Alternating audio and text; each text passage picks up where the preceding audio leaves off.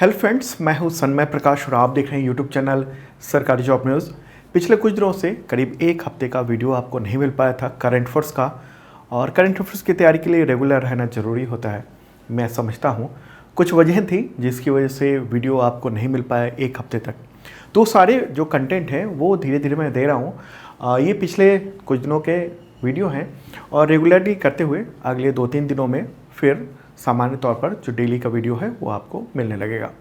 ठीक है, तो शुरू करते हैं। और कई सारे इंपॉर्टेंट टॉपिक है जो आपके एग्जामिनेशंस के लिए इंपॉर्टेंट हो सकते हैं, तो उन सब पर चर्चा करेंगे।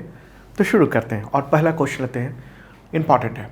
किस महादेश में पाई जाने वाली एसिड मक्खी, उसको नैरोबी मक्खी भी कहते हैं, तो उसका प्रकोप भारत के कुछ राज्यों में फैल गया है? आंसर होगा अफ्रीका, और ख़ासतौर पर पूर्वी अफ्रीका की ओर का। ओके, न्यूज़ भी आप देख रहे हैं, एसिड फ्लाई के नाम से ही जाना जाता है और एक्चुअल नाम जो है वो नैरोबी मक्खी कहते हैं। किन किन राज्यों में ये फैल गया है? तो पहला तो मामला जून में दिखा था सिक्किम में, लेकिन अब ये देखने को मिल रहा है कि पश्चिम बंगाल का जो उत्तरी इलाका है पश्चिम बंगाल का, वहाँ पर यानी नॉर्थ बंगाल और बिहार में भी इस मक्खी के प्रकोप देखने को मिल रहे हैं। ओके, ये मक्खी है, फोटोग्राफ आप देख रहे हैं, इसका साइज़ 1 इंच होता है और ख़ासतौर पर पूर्वी अफ्रीका में पाई जाती है। इसको केन्याई मक्खी या ड्रैगन बग्स भी कहा जाता है और छोटे भौरे की तरह, कीड़े की तरह होती है, वर्षा वाले क्षेत्रों में पनपती है। ओके, और बहुत ख़तरनाक है ये मक्खी, काटती नहीं है और न ही डंक मारती है, लेकिन जब ये मक्खी इंसानों के त्वचा पर बैठती है तो पेडेरिन नामक एसिडिक पदार्थ वो छोड़ देती है, और ये जो है पदार्थ वो उससे त्वचा में जलन, सूजन और घाव पैदा हो जाता है। ओके, कुछ घंटे में ही काफ़ी फफोले पड़ जाते हैं बॉडी में, अलग अलग जहाँ पर भी वो बैठती है। और कई बार ऐसा भी होता है कि आँख में रोशनी भी जा सकती है, इतनी खतरनाक ये मक्खी है। तो सवाल उठता है कि क्या इससे पहले इस मक्खी का प्रकोप इंडिया में आया है? देखिए, बहुत इंपॉर्टेंट ये टॉपिक हो गया था, कई राज्यों में चूँकि फैल गई ये मक्खी, तो इस वजह से इंडियन एक्सप्रेस ने एक्सप्लेन भी किया है, एक स्पेशल रिपोर्ट भी दी है। देखिए, ये मक्खी जो है वो केन्या और पूर्वी अफ्रीका के कुछ इलाकों में ये फैला था, और 98 में इसको ये मामले ज़्यादातर देखने को मिले थे अफ्रीका में। और यहाँ इंडिया में पहले कभी कभी कुछ प्रकोप देखने को मिल रहा है, लेकिन इस बार ये सिक्किम और पश्चिम बंगाल, इसके अलावा बिहार के कुछ हिस्से में ये मक्खी का प्रकोप देखने को मिला। तो ये इम्पॉर्टेंट बात है, और वहाँ की राज्य सरकारों ने लोगों को कहा है कि पूरे आस्तीन के कपड़े पहने वगैरह वगैरह। ठीक है, इम्पॉर्टेंट कुछ हिदायतें भी दी हैं। चलिए आगे बढ़ते हैं, अगला क्वेश्चन लेते हैं और ये भी इम्पॉर्टेंट है।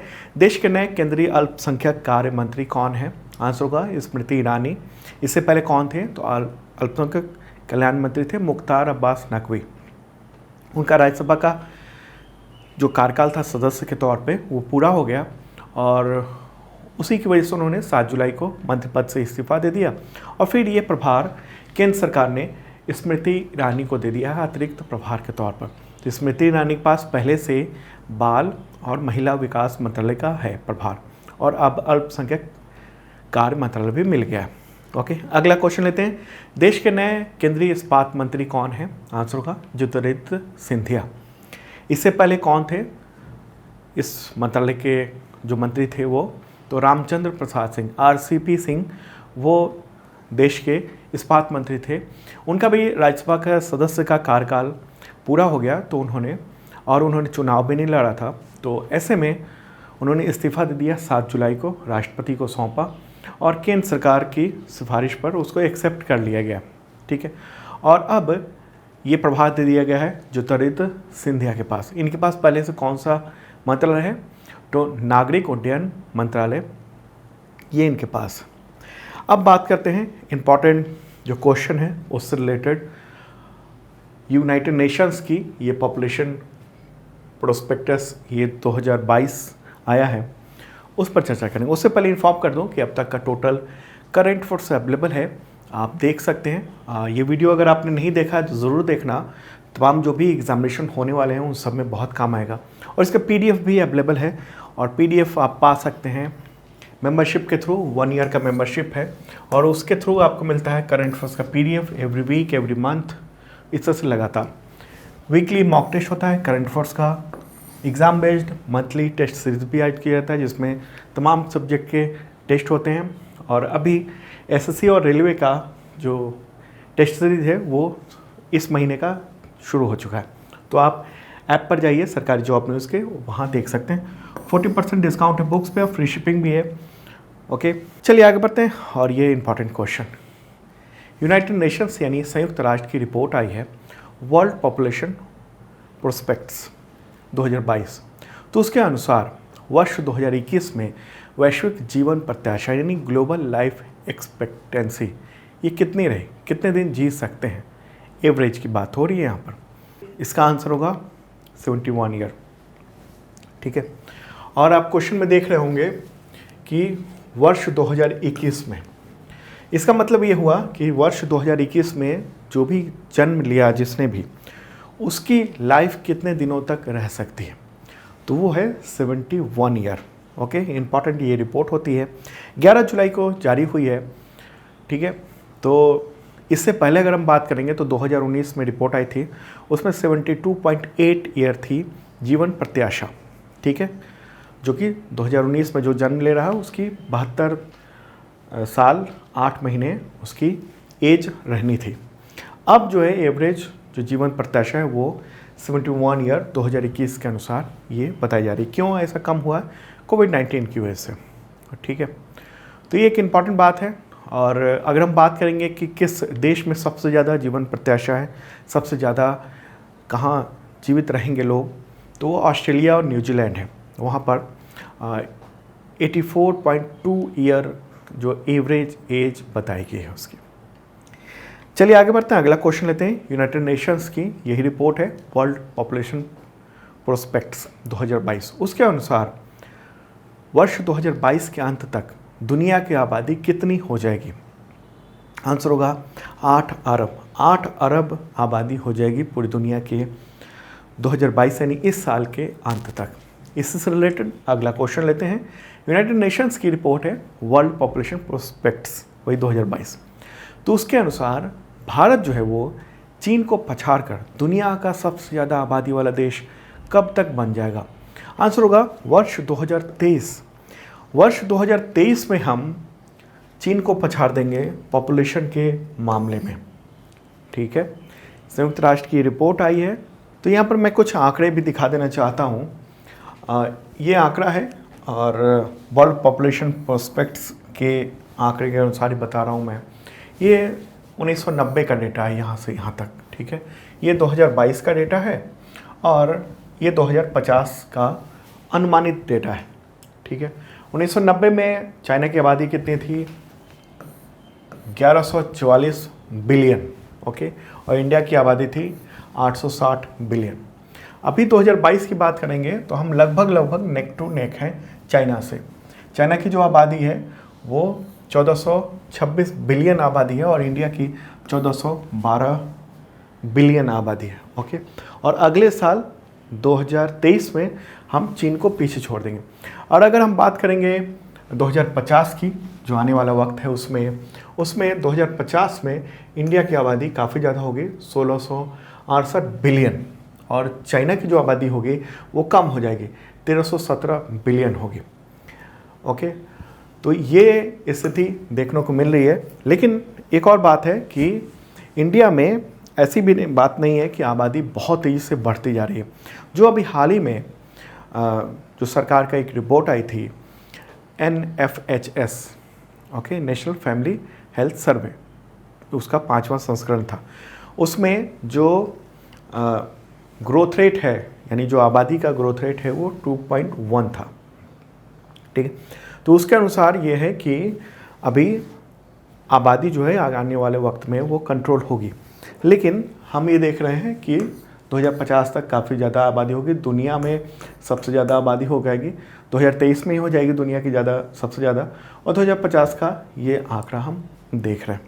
इस रिपोर्ट में कई इंपॉर्टेंट बातें भी सुझाव दिया गया है इंडिया को लेकर क्या क्या करना चाहिए चूँकि आबादी जो बढ़ रही है उसको लेकर। तो पहले ये बात भी कही गई है कि 25 से 64 वर्ष के जो कामकाजी उम्र के लोग होते हैं उनके लिए नए नए स्किल सिखाने की ज़रूरत होगी, रोज़गार के अवसर बढ़ाने होंगे। ओके, और धीरे धीरे ये भी होगा भारत में जैसा कि चीन में हो रहा है। चीन में हुआ ये है कि वहाँ बुज़ुर्गों की आबादी बढ़ रही, मतलब तेज़ी से लोग बुज़ुर्ग हो रहे हैं और युवा उतने तेज़ी से जन्म नहीं हुए क्योंकि वहाँ 1 चाइल्ड पॉलिसी थी। उसके बाद फिर 2 चाइल्ड पॉलिसी आई और अब तो चीन में 3 चाइल्ड पॉलिसी भी हो गई है कि 3 बच्चे भी हो सकते हैं, तो कोई दिक्कत नहीं है। ठीक है, तो उसकी वजह से ये हुआ चाइना में देखने को मिला कि युवा लोग जो हैं उसकी संख्या धीरे धीरे कम हो रही है। उसके अनुपात में जो जन्म है वो बड़े होके वो कम हो रहा है, जैसा जापान में हुआ है। तो ऐसे में ये स्थिति दुनिया भर के बहुत सारे देशों में आने वाले वक्त में देखने को मिलेगी। हालांकि इंडिया जो है वो 2030 से लेकर 2035 तक वो नौजवान बना रहेगा, लेकिन उसके बाद फिर इंडिया में भी जो युवा आबादी है वो धीरे धीरे उसकी कमी होगी और जो बुजुर्ग आबादी है वो धीरे धीरे बढ़ने लगेगी। ठीक है, तो एक इम्पॉर्टेंट बात है वो आपने जाना। चलिए आगे बढ़ते हैं, अगला क्वेश्चन लेते हैं। नीति आयोग के सीईओ का पदभार किसने संभाल लिया है? आंसर होगा परमेश्वरन अय्यर। 11 जुलाई को उन्होंने नए सीईओ के पद पर ज्वाइन कर लिया। क्या नाम है इनका? परमेश्वरन अय्यर। ठीक है, यूपी कैडर के 1980 बैच के आईएएस अधिकारी हैं वो। और नीति आयोग की बात हो रही है, अध्यक्ष कौन होते हैं? प्रधानमंत्री होते हैं। उपाध्यक्ष कौन है? सुमन बेरी। मुख्यालय न्यू दिल्ली में है। अगला क्वेश्चन लेते हैं, national high speed rail corporation limited यानी NHSRCL, उसका प्रबंध निदेशक यानी मैनेजिंग डायरेक्टर किसे नियुक्त किया गया है? आंसर होगा राजेंद्र प्रसाद। ठीक है, और यही जो एजेंसी है वो बुलेट ट्रेन का काम कर रही है। तो राजेंद्र प्रसाद का फोटोग्राफ ये रहा। अब ये बुलेट ट्रेन प्रोजेक्ट के चीफ होंगे। ओके, क्योंकि मैनेजिंग डायरेक्टर हैं होंगे इसलिए। इससे पहले इस पद पर सतीश अग्निहोत्री थे, लेकिन भ्रष्टाचार के कुछ आरोप लगे, उसके बाद केंद्र सरकार ने उनको बर्खास्त कर दिया था। तो उनकी जगह पर अब राजेंद्र प्रसाद को नियुक्त किया गया है 3 महीने के लिए और फिर परमानेंट नियुक्ति की जाएगी। अगला क्वेश्चन लेते हैं, विंबलडन, इंपॉर्टेंट ये टेनिस चैंपियनशिप है। तो उसमें 2022 का जो विंबलडन है उसमें मेंस सिंगल का खिताब किसने जीता है? आंसर होगा नोवाक जोकोविच। ठीक है, सर्बियाई टेनिस खिलाड़ी है। उन्होंने अभी हाल ही में जुलाई में ही टेनिस टूर्नामेंट ये जीत लिया है मेंस सिंगल्स, ऑस्ट्रेलिया के निक किर्गियोस को हराकर। ठीक है, और आपको पता होगा कि ग्रैंड स्लैम जो होते हैं 4 प्रकार के होते हैं, Australian open, French open, Wimbledon और यूएस ओपन। ठीक है, नोवाक जोकोविच। अगला क्वेश्चन लेते हैं, विंबलडन 2022 टेनिस चैंपियनशिप में वुमेन सिंगल्स का खिताब किसने जीता? आंसर होगा एलेना रैबकिना। ठीक है, और न्यूज़ भी आप देख रहे हैं हिंदू में, और फोटोग्राफ ये रहा। तो इन्होंने जीत लिया है, कजाकिस्तान की हैं ये एलेना, और उन्होंने किनको हराया? तो ट्यूनीशिया की ओन्स जेबउर को हराया वुमेंस सिंगल्स में। ठीक है, और आप देख लेते हैं कि तमाम जो कैटेगरी हैं अलग अलग, उनमें किन किन ने जीता है विंबलडन। इंपॉर्टेंट होता है एग्जामिनेशन के लिए। तो मेंस सिंगल्स का यानी पुरुष एकल का खिताब जीता नोवाक जोकोविच ने। महिला एकल यानी वुमेंस सिंगल्स का खिताब जीता है एलेना रैबकिना। डबल्स, मेंस डबल्स की बात करेंगे तो मैथ्यू एब्डेन ऑस्ट्रेलिया के हैं और मैक्स परसेल वो ऑस्ट्रेलिया के हैं, तो इन्होंने जीता है। वुमेंस डबल्स की बात करेंगे, कैटेरिना सानियाकोवा और बारबोरा केजिकोवा, ये चेक गणराज्य के। और मिक्स डबल्स जिसमें एक पुरुष खिलाड़ी होता है और एक महिला खिलाड़ी होते हैं, मतलब एक तरफ से, और फिर सामने भी पुरुष और महिला खिलाड़ी होते हैं। तो उसमें अमेरिका की हैं डेसिरा क्राबिग्स और ब्रिटेन के हैं नील स्कूप्सकी। ठीक है, चलिए आगे बढ़ते हैं, अगला क्वेश्चन लेते हैं। किस राज्य की कैबिनेट ने जुलाई 2022 में पेसा कानून यानी Panchayat Extension to Scheduled Areas Act उसको लागू करने के लिए ड्राफ्ट रूल्स को मंजूरी दे दी है? आंसर होगा छत्तीसगढ़। ओके, न्यूज़ भी आप देख रहे हैं, इंपॉर्टेंट न्यूज़ है ये। छत्तीसगढ़ की कैबिनेट ने जुलाई में ही राज्य में पेसा कानून को लागू करने के लिए ड्राफ्ट रूल्स को मंजूरी दे दी है। मुख्यमंत्री कौन है? भूपेश बघेल। तो उन्हीं की अध्यक्षता में ये कैबिनेट की मीटिंग हुई। तो अब जल्द ही कुछ वक्त में विधानसभा में इससे पेश किया जाएगा इस विधेयक को, और उसका पारित होने के बाद वहाँ पर पेशा कानून राज्य में लागू हो जाएगा। पेशा कानून होता क्या है? देखिए, फुल फॉर्म मैंने पहले भी बताया, Panchayat Extension to Schedule Areas Act. ये कानून संसद से पास है 1995 में। भूरिया समिति की सिफारिश के बाद ये पेशा अधिनियम 1996 ये अस्तित्व में आया था। किसकी सिफारिश पर, किस कमीशन की? तो भूरिया एक समिति थी, उसकी सिफारिश पर। और ये जो एक्ट है यानी अधिनियम है, वो संविधान के भाग 9 के पंचायत से जुड़े हुए प्रावधान है उसको संशोधन और अनुसूचित क्षेत्रों तक उसका विस्तार करता है। उद्देश्य ये अधिनियम का कि आदिवासी समुदाय का स्व शासन का अधिकार हो, खुद अपना शासन खुद ही वो कर सकें। ओके, तो इस अधिनियम के तहत ये है कि संसद ने तो पास करके बना दिया है, लेकिन उसे अगर किसी राज्य में लागू करना है जो शेड्यूल्ड ट्राइब एरियाज़ हैं, यानी जो आदिवासी इलाके हैं वहाँ पर, तो उसके लिए वहाँ की विधानसभा से ये पास होना चाहिए, ये कानून फिर से। ओके, फिर उसमें नियम कानून वो लागू होते हैं। तो इसमें यही है कि आदिवासी जो समुदाय है उसके कल्चर, रीति रिवाज, उन सब का संरक्षण करने के लिए इस तरह के स्वशासन की बात होती है। अगला क्वेश्चन लेते हैं। जम्मू कश्मीर में स्थित किस तीर्थ स्थल पर 8 जुलाई 2022 को बेहद ज़्यादा बारिश हुई? तो तीर्थ स्थल से कुछ दूरी पर, उसकी वजह से जो पानी आया, सैलाब आया, उससे काफ़ी नुकसान हुआ जान माल का, या कहें तबाही हुई। तो आंसर होगा अमरनाथ में। अमरनाथ तीर्थ स्थल है और वहीं पर ये घटना हुई है। न्यूज़ भी आप देख रहे हैं, आपको पता होगा इसके बारे में, और लगभग 1 दर्जन के आसपास लोगों की मौत हो गई और बहुत सारे लोग जो है गायब, लापता हो गए। हुआ ये कि तेज़ बारिश हुई और ये अमरनाथ गुफा है यहाँ पर, उसी के पास से अब ये मैं आपको दिखाता हूँ। यहाँ कुछ दूरी पर जो बारिश हुई, बादल फटने जैसी स्थिति हुई, उससे पानी का सैलाब आया, उसमें पत्थर थे और जो वहाँ पर टेंट बने हुए थे उसी को रौंदते हुए वो पानी का सैलाब आगे बढ़ता चला जाएगा। आप देख रहे हैं इस तरीके से। और ये मैं दिखाना चाहता हूँ, जो टेंट है, टेंट के बीचों बीच में ये बह गया पूरा का पूरा सैलाब। उसकी वजह से बहुत सारे लोग, उनको जान गंवानी पड़ी और बहुत सारे लोग गायब हो गए।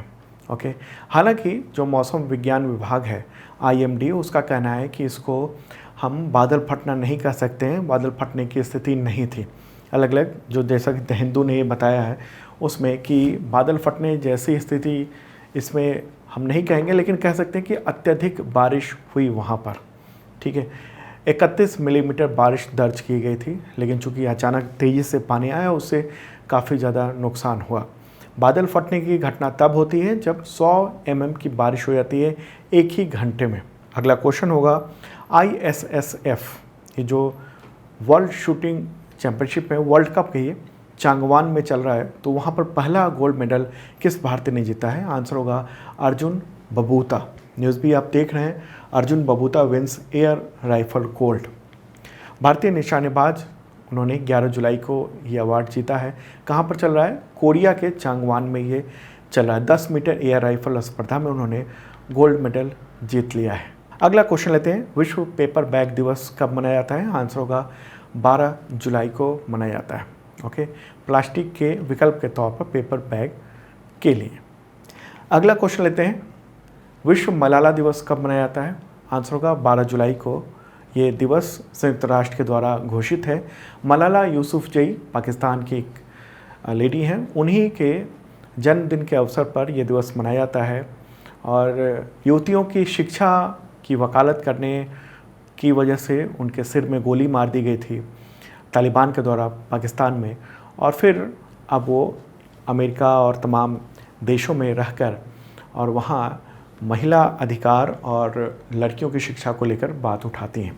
तो इसलिए मलाला दिवस घोषित किया हुआ। दोस्तों, और भी करंट अफेयर्स के क्वेश्चन हैं पिछले कुछ दिनों के, वो सब धीरे धीरे एक एक करके आपको देंगे। अब कल सुबह फिर मिलते हैं ताज़ा तरीन करंट अफेयर्स के साथ। कैसा लगा कमेंट बॉक्स में बता सकते हैं, और रेगुलर कोशिश होगी मिले। कुछ वजह थी जिसकी वजह से आपको वीडियो नहीं मिल पा रहा था, तो अब कोशिश करेंगे आपको वीडियो मिल जाए। और ऐप डाउनलोड कर सकते हैं आप सरकारी जॉब न्यूज़ का गूगल प्ले से सरकारी जॉब न्यूज़ सर्च करना है, वहाँ पर आपको मिल जाएगा ये लोगो, और डाउनलोड कर दें और मेंबरशिप के जरिए शानदार तैयारी आपकी हो सकती है। अब मिलते हैं सुबह कल।